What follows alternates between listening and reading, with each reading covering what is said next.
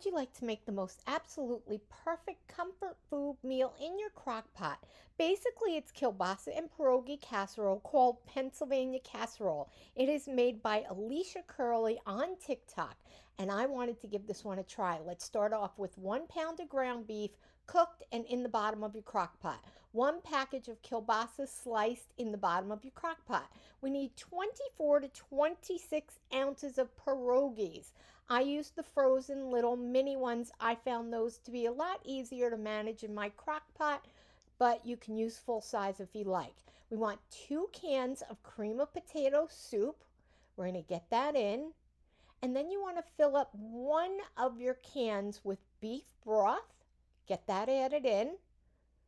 And then let's get some spices added in. We need paprika. You can use 2 teaspoons or measure with your heart. We need some garlic powder. 2 teaspoons again, or measure with your heart. And then some onion powder. Same thing, 2 teaspoons or measure with your heart. You can also season with salt and pepper if you like. And then we're going to take a quarter of a stick of butter, a half a stick of butter, cut it up into little pieces, and then we're just going to take those pieces and just kind of dollop them around the top of your casserole.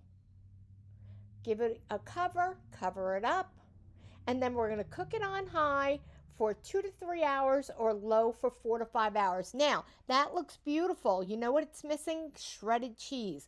I ended up getting rushed to the ER this day. My son took that last video from me, but he didn't add the shredded cheese. Make sure 2 cups of shredded cheese, just open up that cover, put it on, close up your cover, it'll melt, and this is absolutely delicious. My boys ate every bit of this without the cheese. So imagine with the cheese how good it's going to be. I definitely highly recommend this.